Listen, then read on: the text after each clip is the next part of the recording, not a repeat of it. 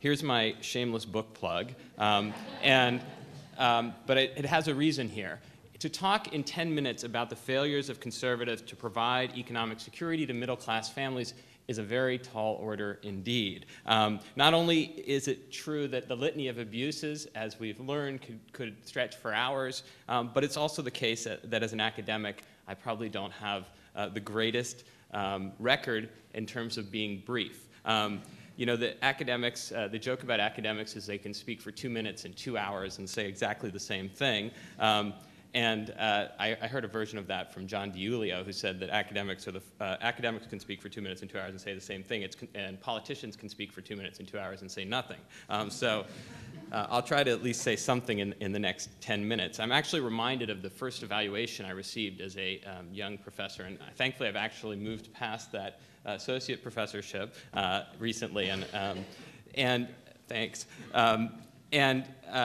It started very promisingly. It said, "Professor Hacker, if I had just 15 minutes to live, I'd want to spend it in your class." Because that way it would seem like an hour.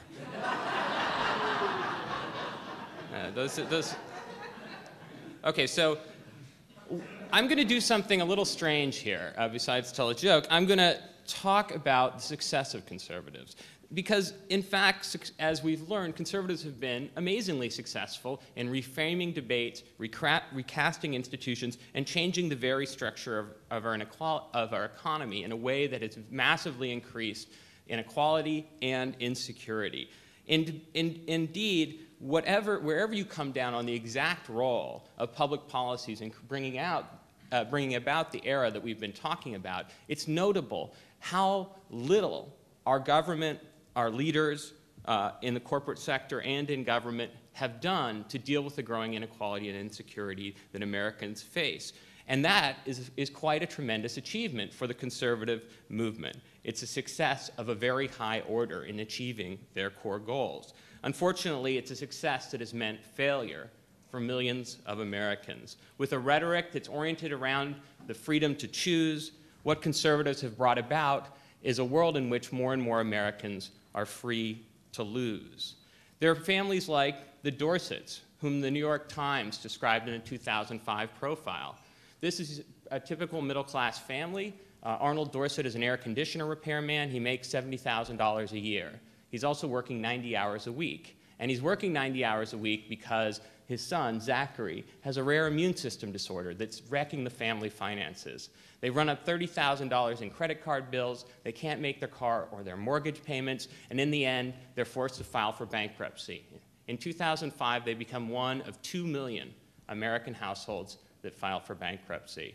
And we know from past statistics that about half of those who file for bankruptcy do so in part because of medical costs and crises. That's about one family filing for bankruptcy in the United States because of medical care every 30 seconds. Here's what Arnold Dorset said about his situation. He said, "I make good money and I work hard for it. When I filed for bankruptcy, I felt I had failed." Failure is what Americans feel. As Tamara said, Americans more and more accept the idea that they're on their own in this new economy, but this new economy is failing them. Our eroding framework of economic security has failed them, and conservatives have failed them by both abetting this change and failing to respond to it. Now, I want to start by thanking our lucky stars for one of the biggest conservative failures of recent years, and that is, of course, the failure to privatize Social Security. We should all, as the inimitable Grover Norquist put it, and I want to say it appeared in this issue, I wish I could get a bigger picture of it, of American Enterprise, from alms to ownership. There on the left is a Dorothea Lange image, grainy image of a poor Southern woman, and on the right is our modern, emancipated economic woman, and down at the bottom is Franklin Roosevelt smiling, and then the optimistic George W. Bush ready to chart a new path for the future. And what would that path bring? Well, as Grover tells us, it would bring about a new political landscape as dramatic as the move from farms to factories.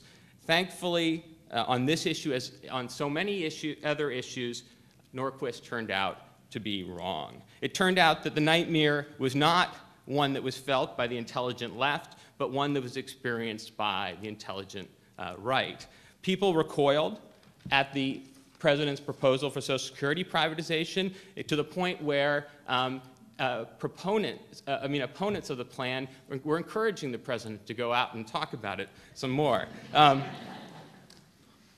Just to give you a sense of what was going on during this period, I think it's very important to remember that when the president began, there was a widespread sense that he would succeed. There was superficial support for his goal in polls. So what happened? Well, what we know from the campaign, what we know is that the campaign against Social Security privatization played on America's greatest conviction, the conviction that they need a basic foundation of economic security. And a survey that was done in 2005, I think, really drives home this point. Americans were asked, would you prefer the stability of knowing your present sources of income are protected or the opportunity to make more money? Remember, these are Americans, right? These are eager to gamble, money-loving, consumer-driven Americans. But they need economic security, and they were very concerned about the president's proposal. Now, what I want to say in the next few minutes is that, unfortunately, Social Security was a special and rather comforting case, because beneath the radar screen, conservatives have achieved many of the same goals in almost all of the core areas of our social welfare structure. And the first thing to note is that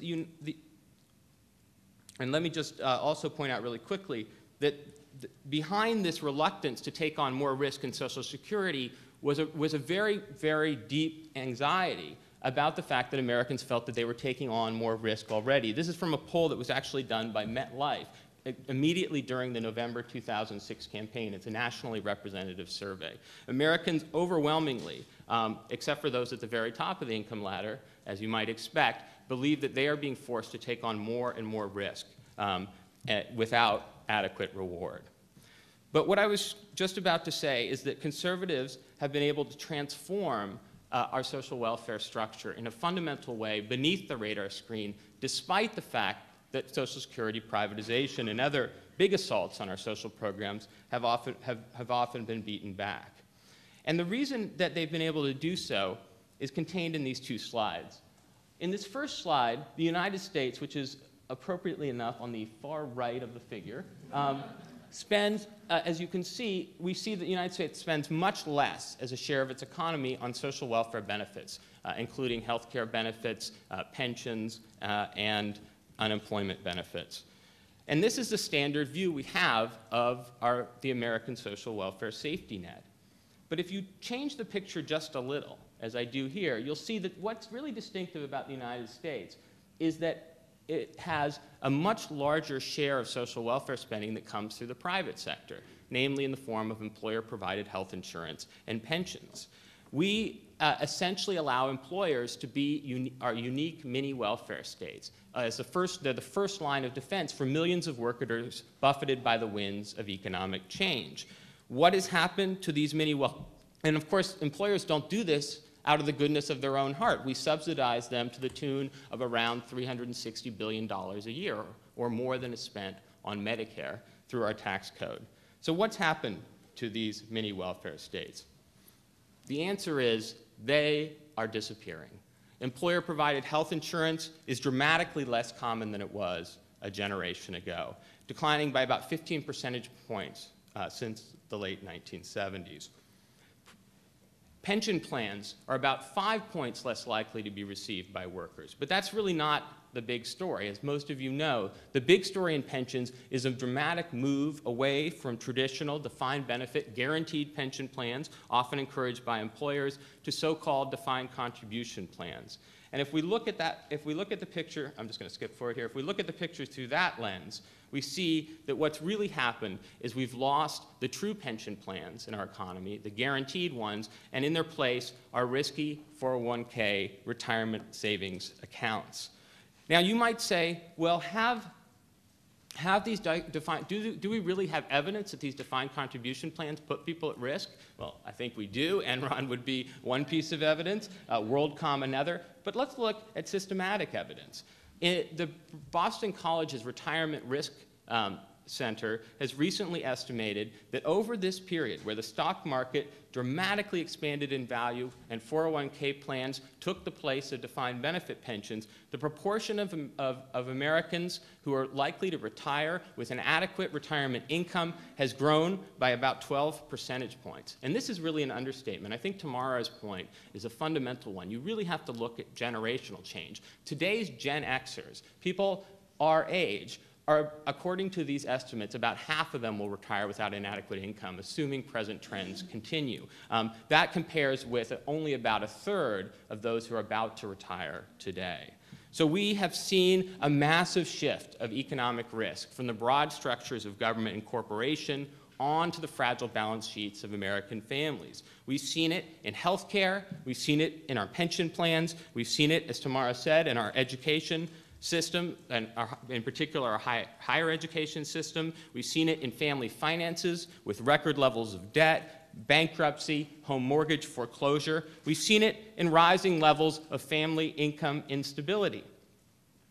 And the question is, what has been the role of conservatives? Am I saying that they are responsible for all of these changes? And the answer to that, of course, is no, not for all of them.